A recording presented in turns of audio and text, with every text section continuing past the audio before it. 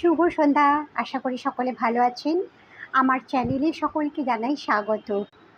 সংসারের কাজ নিয়ে আমরা যারা গৃহবধূ আমাদের সারাটা দিন এইভাবেই কেটে যায়।